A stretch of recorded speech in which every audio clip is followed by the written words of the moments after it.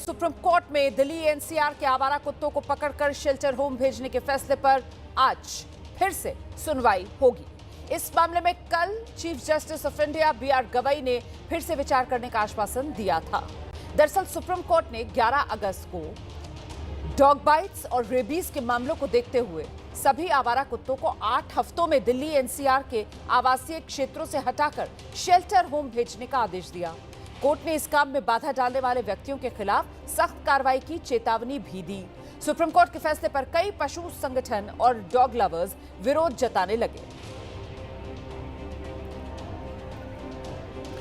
तो आवारा कुत्तों के मामले पर सुप्रीम कोर्ट में सुनवाई 3 जजों की नई बेंच कर रही है। ये सुनवाई इससे पहले 2 जजों की बेंच ने आदेश दिया था, जिसके बाद कल जब ये मामला चीफ जस्टिस के सामने आया तो उन्होंने कहा कि मामले को दोबारा सुन लेंगे और अब 3 जजों की बेंच इस मामले में सुनवाई कर रही है। आज जो बेंच सुनवाई कर रही है उसमें justice Vikram Nath, justice Sandeep Mehta, justice NV. Anjaria की बेंच है। इस मामले में दोबारा सुनवाई शुरू करने जा रही है 3 जजों की ये बेंच। न्यायमूर्ति विक्रमनाथ, न्यायमूर्ति संदीप मेहता, न्यायमूर्ति एन.वी. अंजारिया। पशु प्रेमी जो है वो लामबंद हो गए थे और उनकी तरफ से ये मांग की गई थी कि ये तो क्रूरता होगी इन बेजुबानों के साथ, जिस तरीके से ये फैसला अदालत की तरफ से सुना दिया गया कि 8 हफ्ते के भीतर भीतर दिल्ली एनसीआर में ये जितने आवारा कुत्ते हैं इन सबको शेल्टर होम भेजा जाए। सीधे आपको लेकर चलेंगे, हमारे साथ हमारे सहयोगी अंकित गुप्ता इस वक्त मौजूद हैं और जरा अंकित से जानते हैं। अंकित, इस मामले में सुनवाई शुरू कब तक होगी, क्या जानकारी मिल रही है, अपडेट क्या है? रोमाना, इस वक्त का बड़ा अपडेट यही है कि मामले की सुनवाई शुरू हो गई है और दिल्ली सरकार के वकील जो तुषार मेहता हैं वो अपनी दलीलें कोर्ट में उन्होंने रखनी शुरू कर दी है। उनकी पहली दलील क्या है?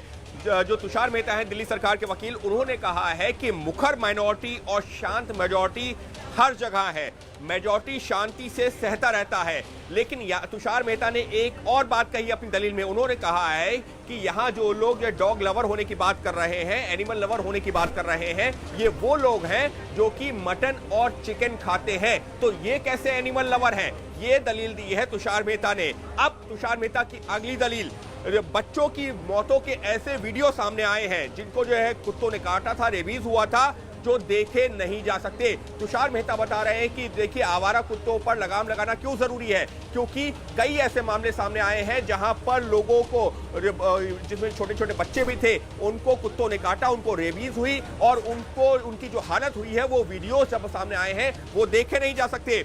अब क्या कह रहे हैं तुषार मेहता? तुषार मेहता साल भर में कितने ऐसे मामले सामने आते हैं उसका जिक्र कर रहे हैं। तुषार मेहता कह रहे हैं कि सालाना 37 लाख डॉग बाइट, 10,000 रोजाना, यानी कि 37 लाख डॉग बाइट हर साल के जो मामले सामने आते हैं। और अगर हम औसतन एक दिन की बात करें, 10,000 मामले पूरे देश भर में कुत्तों के काटने के सामने आते हैं। और ये एक चिंताजनक स्थिति है। जिस बात का जिक्र तुषार मेहता कर रहे हैं वो यही कह रहे हैं कि देखिए, हम ये नहीं कह रहे हैं कि इनको जो मार दिया जाए, हम जो कोर्ट ने ये कहा है कि इनको रिलोकेट किया जाए जिससे कि लोगों को बचाया जा सके। तुषार मेहता की अगली दलील, WHO के मुताबिक, WHO का आंकड़ा दे रहे हैं, WHO के मुताबिक भारत में 18,000 से ज्यादा रेबीज से मौतें होती हैं। तो तुषार मेहता का ने ये जो आंकड़ा कोट किया है, ये वर्ल्ड हेल्थ ऑर्गेनाइजेशन WHO का ये आंकड़ा कोट किया है, ये कहते हुए कि उस आंकड़े के मुताबिक हर भारत में 18,000 से ज्यादा रेबीज से मौतें हुई हैं।